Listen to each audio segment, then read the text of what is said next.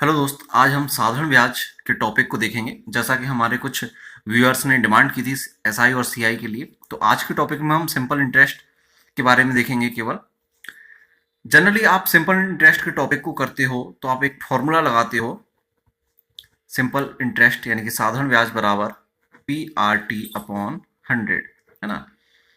P का मतलब मूलधन, आर का मतलब दर और टी का मतलब समय बटा 100। तो इस फॉर्मूले से आप जनरली अब तक करते आए हो। आज हम इस टॉपिक को थोड़ा सा परसेंटेज बेसिक पे देखेंगे और थोड़ा सा इसके कुछ और कंसेप्ट जो है वो अच्छे से समझेंगे। उसके लिए आप कुछ बेसिक चीजें समझ लीजिए। जैसे कि दोस्त हम जानते हैं सिंपल इंटरेस्ट जो होता है, साधारण ब्याज, वो हमेशा मूलधन पर लगता है, पी पर लगता है। और साधारण ब्याज जो है वो प्रतिवर्ष समान दर पर चलता है। जैसे कि फॉर एग्जाम्पल मान लीजिए कि अगर मैं किसी भी राशि पर 10% की दर पर ब्याज लगाऊं और ये ब्याज जो है वो 5 वर्ष के लिए अगर लगाया जाए, तो इसका मतलब क्या होता है कि प्रथम वर्ष, फर्स्ट ईयर की अगर हम बात करें तो कितना परसेंट ब्याज लगेगा? 10% लगेगा। सेकेंड ईयर की अगर हम बात करें तो दूसरी साल भी 10% लगेगा, तीसरी साल भी 10%, चौथी साल भी 10% और पांचवी वर्ष भी 10% ही लगेगा। तो प्रत्येक वर्ष जो है वो 10% वार्षिक, सवाल में लिखा होता है 10% वार्षिक साधारण ब्याज की दर से। तो वार्षिक शब्द का मतलब क्या होता है दोस्त? कि प्रत्येक साल जो है, प्रत्येक वर्ष जो है वो 10% ही लगेगा। अब पहली साल 10, दूसरी साल 10, इस तरह से पांचों साल जो है वो 10-10 लगा, तो टोटल कितना हो गया? अगर हम इसको टोटल करेंगे तो 5 बार 10-10 है, यानी कि 50% हो गया ना टोटल। तो हम ब्याज दर डायरेक्ट ऐसे भी निकाल सकते थे कि 10% 5 वर्ष के लिए, तो टोटल हो गया 50% ब्याज लगता है। अब मान लीजिए कि कोई भी राशि आपको दी गई है, 100 रुपए दी गई है, ठीक है ना। यहाँ पी की वैल्यू आप 100 रुपए मान लें, ठीक है। तो 100 रुपए पर 10% वार्षिक साधारण ब्याज की दर से 5 साल का ब्याज कितना बनेगा? तो हमने डायरेक्ट परसेंट कैलकुलेट कर लिया कि 10% अगर 5 साल तक लगेगा तो 50% हो जाएगा। तो 100 का 50% निकालना है हमको सीधा सा। तो 100 का 50% कितना हो जाएगा? 50 रुपए। ठीक है ना दोस्तों, है सिंपल। हमको ये पी आर टी अपॉन 100 लगाने की आवश्यकता यहाँ पर नहीं पड़ी। हालांकि है वही चीज, लेकिन फिर भी अगर आप ऐसे करते हो तो ये कंसेप्चुअल मेथड है, आप इससे जल्दी कर पाओगे। बाकी आप फॉर्मूला याद रखिए, ये भी बहुत ही सिंपल और काम का फॉर्मूला है। ठीक है ना दोस्त। हम साधारण ब्याज की अगर बात करें तो एग्जाम में एक क्वेश्चन इससे जरूर आता है। और जनरल टाइप के अगर क्वेश्चन देखें साधारण ब्याज में तो लगभग 8 से 10 टाइप के क्वेश्चन इसमें होते हैं। आज हम प्रत्येक टाइप का एक या दो क्वेश्चन यहाँ पर लेंगे। तो टोटल मैं 10 क्वेश्चन आपके लिए लेकर आया हूं। प्रत्येक क्वेश्चन को हम मेथड से और ट्रिकी तरीके से समझेंगे यहाँ पर। तो इस पूरे वीडियो में आप हमारे साथ बने रहें, सिंपल इंटरेस्ट वाले टॉपिक को बिल्कुल सिंपल बनाने के लिए। तो एग्जाम्पल लेते हैं यहाँ पर। पहला एग्जाम्पल है, फर्स्ट एग्जाम्पल यहाँ पर देखें। 5,000 की धनराशि 10% वार्षिक साधारण ब्याज की दर पर 3 वर्ष के लिए उधार दी गई। ठीक है ना। साधारण ब्याज ज्ञात कीजिए, आपको सिंपल इंटरेस्ट निकालना है। तो दोस्त इसमें धनराशि दी है 5,000 रुपए, यानी कि ये किसकी वैल्यू है? पी है। ये दर दिया है आपको आर, और समय दिया है आपको टी इज इक्वल टू 3 वर्ष। ठीक है। तो पी आर टी दिया है, सिंपल इंटरेस्ट निकालना है तो आप फॉर्मूला लगा सकते हो पी आर टी अपॉन 100। ठीक है ना। सबकी वैल्यू रख दोगे, सिंपल इंटरेस्ट आ जाएगा। तो जनरली इस तरीके से तो आप करती हो, तो मैं इस तरीके से सॉल्व नहीं करूंगा। हमने अभी जो तरीका समझा था हम उससे करेंगे कि 10% की दर लग रही है, सिंपल इंटरेस्ट है 10% वार्षिक, हर साल 10% लगेगी। कितने वर्ष तक लगेगी? 3 वर्ष तक। तो 10% 3 वर्ष तक मतलब कितना परसेंट हो गया दोस्त? 30% ब्याज लग गया टोटल। और कितने पर लग रहा है? 5,000 पर। तो 5,000 का 30%, प्रतिशत मतलब बटा 100। तो इसको कैलकुलेट कर लीजिए, 2 जीरो कट गए, 5 × 3 = 15 और 2 जीरो, 1,500 रुपए टोटल ब्याज हो गया। सिंपल इंटरेस्ट निकल के आ गया। तो है एकदम इजी। हमको ये फॉर्मूला जनरली इस्तेमाल नहीं करना है, और अगर करना है, आवश्यकता पड़ती है, तो ये भी सिंपल है, उसमें कोई दो राय नहीं है। एक और एग्जांपल देखें हम इसी टाइप के क्वेश्चन का। अगला क्वेश्चन है, साधारण ब्याज की किस वार्षिक दर से 600 रुपए का 10 वर्ष का साधारण ब्याज 120 रुपए हो जाएगा? इस सवाल में दोस्त पूछा क्या है, सबसे पहले वो फोकस किया करें आप किसी भी सवाल में। तो इसमें पूछा है किस वार्षिक दर पर, यानी कि ब्याज की दर जो है, रेट आपसे पूछी गई है। आपको 600 रुपए का, यानी कि 600 यहां पर क्या है, मूलधन है पी, 10 वर्ष का आपको टाइम दिया है टी, साधारण ब्याज 120 रुपए हो जाएगा। तो यहां पर आपको सिंपल इंटरेस्ट भी दे दिया है।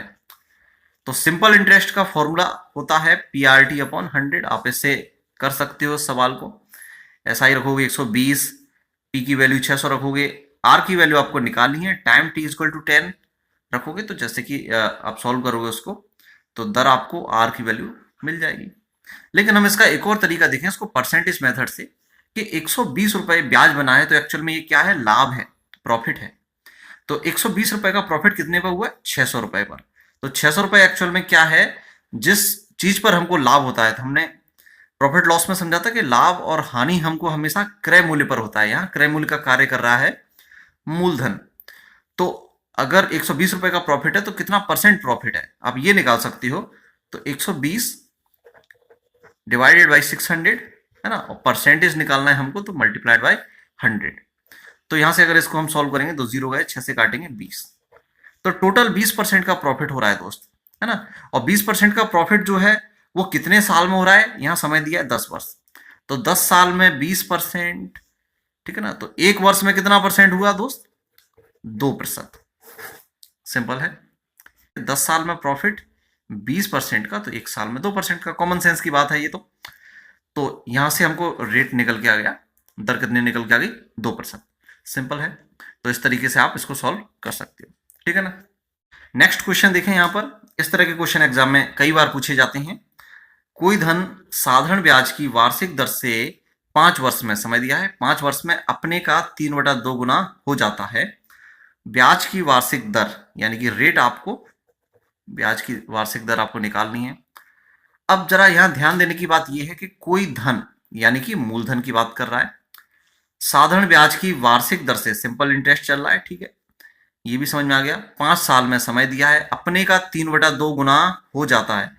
जब भी दोस्त किसी सवाल में ये लिखा आता है कि हो जाता है, प्राप्त होता है, ठीक है ना, अंत में प्राप्त होता है ऐसा लिखा है, या हो जाता है, या मिलता है, तो इसका मतलब वो किसकी बात कर रहा है, वो कह रहा है कि मिश्र धन। क्योंकि जब भी हम किसी को कुछ उधार देते हैं या किसी से उधार लेते हैं, तो बाद में जब राशि लौटाई जाती है तो वो ब्याज सहित पूरी राशि लौटाई जाती है, और उस पूरी राशि को हम क्या कहते हैं, मिश्र धन, है ना। मिश्र धन एक्चुअल में क्या होता है, मिश्र धन जो है वो मूलधन और ब्याज का टोटल होता है, ये आपको मालूम होगा। तो यहां पर ये जो 3/2 गुना हुई है राशि, वो क्या हुआ है, मिश्र धन है। तो देखिए, पहले तो मूलधन था, मूलधन अब 3/2 गुना हो गया। अब इस सवाल को जनरली लोग कैसे करते हैं कि धनराशि मान लेते हैं कि माना भाई मूलधन जो है x, ठीक है ना, मिश्र धन अब कितना हो गया, उसका 3/2 गुना हो गया। तो यहां से आप मिश्र धन लेते हैं 3/2x, मूलधन का 3/2 गुना, यानी कि 3/2x। फिर आप यहां से सिंपल इंटरेस्ट निकालते हैं, मिश्र धन में से मूलधन घटाकर।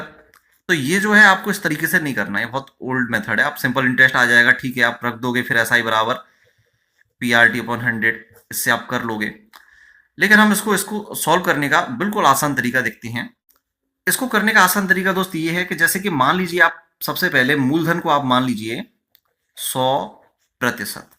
अब परसेंट में क्यों माना हमने, वो समझने की चीज ये है कि जब भी हमको यहां दर निकालनी है तो दर हमेशा परसेंट में आती है, तो हमने यहां मूलधन भी परसेंट में मान लिया। आप इस चीज को ध्यान रखें कि मूलधन हम अगर मानेंगे परसेंटेज में, तो कितना मानेंगे, हमेशा 100%। कोई भी कुल राशि अगर परसेंट में मानी जाती है तो वो हमेशा 100% मानी जाती है। अब उसने कहा कि वो अपने का 3/2 गुना हो गया, 3/2 गुना हो गया मतलब मिश्र धन मिल गया, हो जाता है मतलब मिश्र धन। तो कितना गुना हो गया, 3/2, 100 का 3/2 गुना कितना होगा दोस्त, 2 से काटेंगे 50 थी 150, तो मिश्र धन कितना हो गया, 150%। तो 100% मूलधन था, 150% हो गया, तो ब्याज कितना लग गया, सीधी सी बात 50% लग गया। 100 से 150 हो गया, 50% ब्याज ही लगा होगा। और ये ब्याज कितने समय में लगा है, समय दिया है सवाल में 5 वर्ष। तो 5 का भाग दे दीजिए इसमें, 5 से आप 50 को काटोगे तो आपको वैल्यू मिल जाएगी कितना, 10%। तो यहां पर दर की वैल्यू निकल के आ गई कितना, 10%। ठीक है ना दोस्त।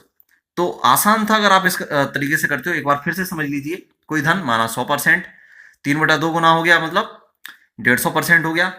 कितने साल 150% हो गया 100 से, तो कितना ब्याज लग गया 50% का। कितने साल में लग गया 50% का ब्याज? 5 वर्ष में। तो एक वर्ष में कितना लगा होगा? 10% का। सिंपल है, ब्याज की दर निकल के आ गई 10%। अगला क्वेश्चन देखें। नेक्स्ट क्वेश्चन है, कोई धन साधारण ब्याज पर उधार दिया गया। यहां से स्पष्ट है कि सिंपल इंटरेस्ट का क्वेश्चन है। 3 वर्ष में उसका साधारण ब्याज मूलधन का 3/5 हो जाता है। ब्याज की वार्षिक दर ज्ञात कीजिए। पिछला जो सवाल था उसमें क्या था? मिश्र धन हो रहा था, उसने कहा था कि 3/2 गुना होता है, तो वो क्या था? मिश्र धन हो जाता है मूलधन का। लेकिन यहां पर स्पष्ट है कि साधारण ब्याज हो रहा है मूलधन का 3/5 गुना। दोनों सवाल में अंतर था। पिछले सवाल में क्या था? मूलधन का मिश्र धन के साथ रिलेशन दिया था, लेकिन इस बार साधारण ब्याज का मूलधन के साथ रिलेशन दिया है। स्पष्ट है? तो हम जनरली मानते हैं मूलधन को कितना? 100%। साधारण ब्याज कितना हो गया? उसका 3/5 गुना। तो यहां से सिंपल इंटरेस्ट जो है वो मूलधन का यानी कि 100% का 3/5 गुना हो गया है। तो 3/5 हम जनरली जानते हैं कितना परसेंट होता है? 60%। इसको आप सॉल्व भी कर सकते हो, 5 से काटोगे 20 30 60। तो 60% ब्याज लग गया, 3/5 हो गया, मतलब 60% ब्याज लग गया। और 60% ब्याज कितने साल में लग गया? 3 वर्ष में। तो भाग दे दीजिए 3 का, आपको यहां से दर निकल के आएगी 20%। ठीक है ना, एकदम इजी है। ऐसे आप करोगे तो मुश्किल से भाई 2 से 4 सेकंड का समय लगेगा, इससे ज्यादा समय नहीं लगेगा। ये चीज आपको समझ में आ गई होगी। ठीक है ना। नेक्स्ट क्वेश्चन देखें हम। ये क्वेश्चन है, इसमें आपको मूलधन ज्ञात करना है। क्वेश्चन कुछ इस प्रकार है कि एक धन का 4% वार्षिक ब्याज की दर से, आपको रेट दी गई है इसमें पहले से, समय दिया है कि 3 वर्ष में ब्याज उसके 5 वर्ष के ब्याज से 400 रुपए कम है। यानी कि 3 साल के साधारण ब्याज और 5 साल के साधारण ब्याज में आपको संबंध दिया गया है कि 3 साल का जो ब्याज है वो 5 साल के ब्याज से 400 रुपए कम है। अब हम दोस्त जानते हैं कि मूलधन तो परिवर्तित नहीं होता, पी की वैल्यू हमेशा फिक्स रहती है। जो मूलधन था वो है। राशि अगर समय के साथ बढ़ती है तो वो क्यों बढ़ती है? क्योंकि सिंपल इंटरेस्ट जो है वो समय के साथ बढ़ता है, साधारण ब्याज। तो 3 साल का ब्याज अगर 5 साल के ब्याज से कम है 400 रुपए, इसका मतलब क्या हुआ कि 3 वर्ष और 5 वर्ष में अंतर कितना? 2 वर्ष का, है ना दोस्त। और 2 वर्ष के ब्याजों में अंतर कितने का? 400 रुपए का। मतलब ये जो 400 रुपए कम है वो 2 वर्ष के ब्याज की वजह से कम है। तो 2 वर्ष का सिंपल इंटरेस्ट यहां पर निकल के आ गया कितना? 400 रुपए डायरेक्ट। ठीक है ना। अब 2 साल में ब्याज 400 रुपए लग रहा है, तो 1 साल में कितना लगेगा? 200 रुपए। ठीक, उसका आधा। साधारण ब्याज हर साल बराबर लगता है, तो उसमें कोई सोचने वाली बात नहीं है। अगर 2 साल का 400 है तो 1 साल का जस्ट आधा कर दीजिए, 200 रुपए। ठीक है ना। तो 1 साल में अगर 200 रुपए ब्याज लग रहा है और ब्याज की दर कितनी है? 4%।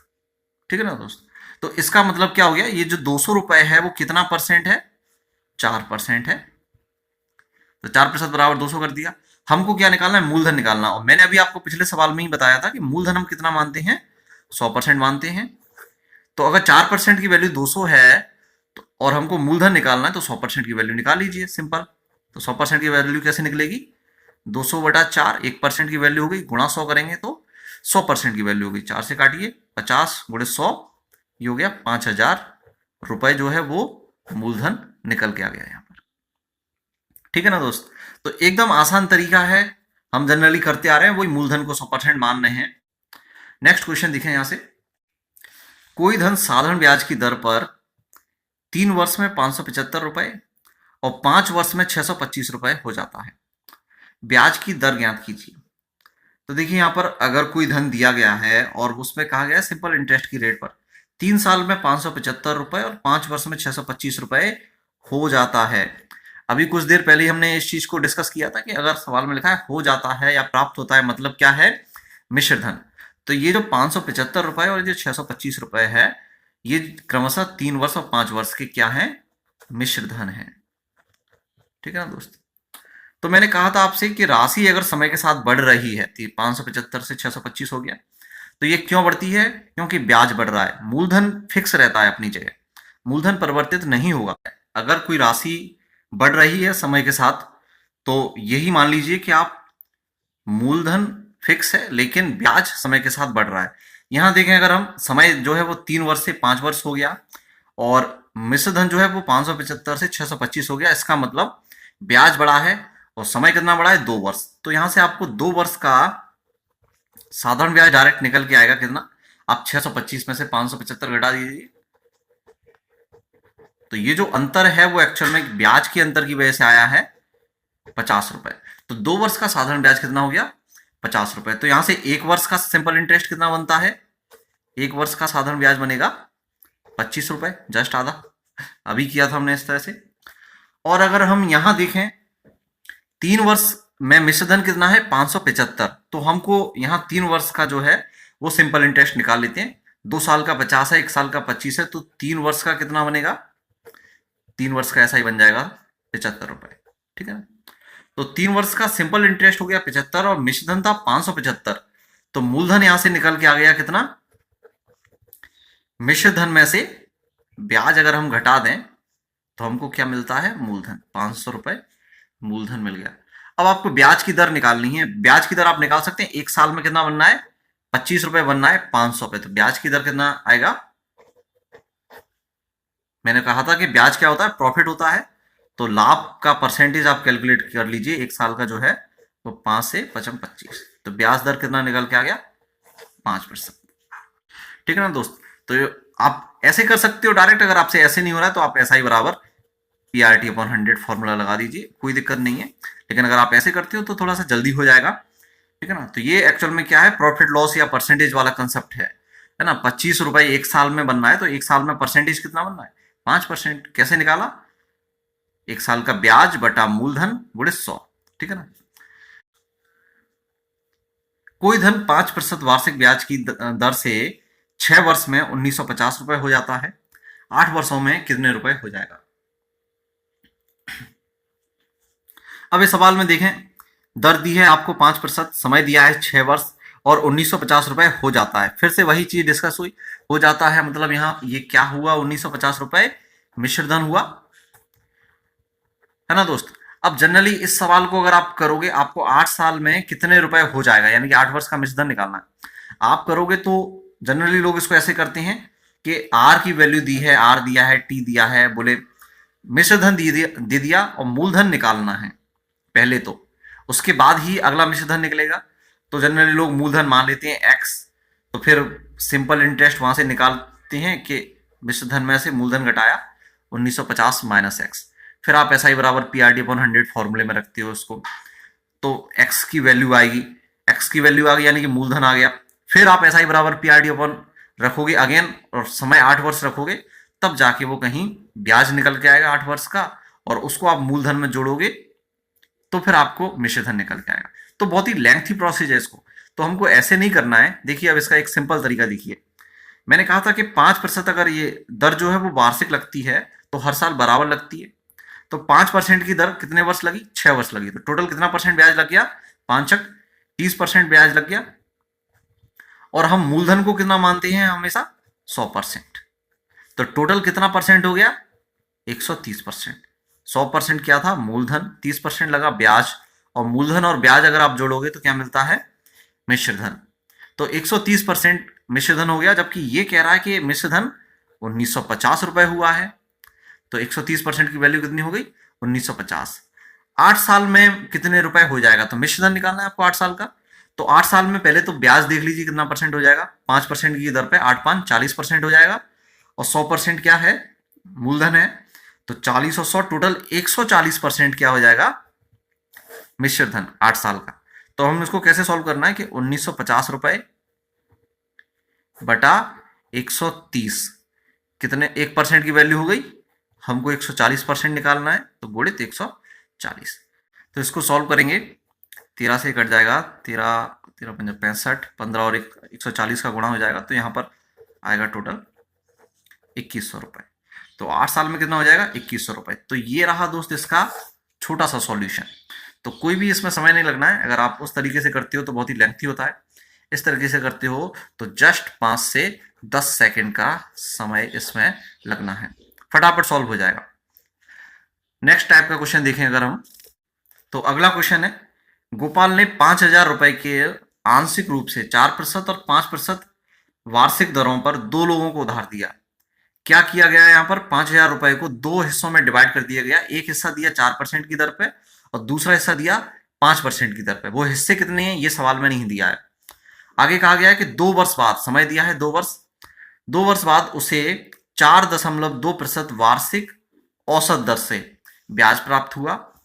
4% की दर पर दिया गया धन क्या है ना? इसने हिस्से नहीं दिए थे लेकिन पूछा है 4% पर कितना धन दिया था। ये जो सवाल है दोस्त वो औसत दर का है। अगर औसत दर सवाल में दी गई है और लिखी गई है तो इस सवाल को हम बड़ी ही आसानी से एक मिश्रण के फंडे से कर सकते हैं। हमको अगर दो हिस्सों में डिवाइड करना है तो पहले ये पता करना है कि वो किस अनुपात में डिवाइड किए गए हैं, और वो अनुपात हम निकाल सकते हैं मिश्रण के फंडे से। जैसे कि एक हिस्सा दिया गया 4% पर, दूसरा दिया गया 5% पर। मिश्रण के सवाल आपने किए होंगे तो अगर 4.2% जो है औसत दर है तो उसको हम रखेंगे यहाँ सेंटर में। फिर हम इस तरह से इनको घटाएंगे। 4.2 में से हमने 4 घटाया तो कितना मिला? 0.2। और 5 में से हमने 4.2 घटाया तो हमको मिलेगा 0.8, है ना? दशमलव से दशमलव कट जाएगा। यहाँ इनका अनुपात हो गया 8:2 या 4:1। तो इस अनुपात में इनको डिवाइड कर दीजिए। अब 5,000 रुपए को दोस्त 4:1 में आप डिवाइड करोगे तो सीधी सी बात है 4,000 रुपए और 1,000 रुपए दो हिस्से इसमें से बनेंगे। तो 4% की दर पे कौन सा हुआ? 4,000 रुपए, क्योंकि 4% की दर का अनुपात 4 था और 5% की दर पे जो दिया उसका हिस्सा 1 था। तो 4% की दर पे जो है वो 4,000 रुपए उधार दिए गए। ये हो गया आंसर। एकदम सिंपल है, ठीक है ना? नेक्स्ट टाइप का क्वेश्चन देखें। कोई धन 15 वर्ष में साधारण ब्याज की दर से अपने का चौगुना हो जाता है, ब्याज की दर ज्ञात कीजिए। अब ये क्वेश्चन जो हैं दोस्त, एग्जाम में कई बार इस तरह के क्वेश्चन पूछे जाते हैं और इनमें अक्सर कंफ्यूजन होता है, लेकिन बहुत ही सिंपल क्वेश्चन है। इससे सिंपल क्वेश्चन शायद ही कोई हो। इसको करेंगे कैसे हम? देखिए, कोई धन यानी कि मूलधन, मैंने कहा था कि हम मूलधन को क्या मानते हैं? 100% मानते हैं। अब वो साधारण ब्याज की दर से अपने का कितना गुना हो रहा है? 4 गुना हो रहा है। तो 4 गुना, धन कितना था? 100% था। 4 गुना हो गया मतलब कितना हो गया? 400% हो गया। तो 100 से 400% हो गया तो ब्याज कितना लग गया? 300 लग गया कि नहीं लग गया? कोई धन 100 था शुरुआत में, अब 100 के बजाय 400 हो गया टोटल। तो 400 एक्चुअल में मिश्र धन हो गया। मैंने कहा था ना, हो जाता है या प्राप्त होता है, मतलब मिश्र धन के बारे में बात हो रहा है। तो 4 गुना हो गया तो 4 गुना एक्चुअल में मिश्र धन हो जाता है मूलधन का।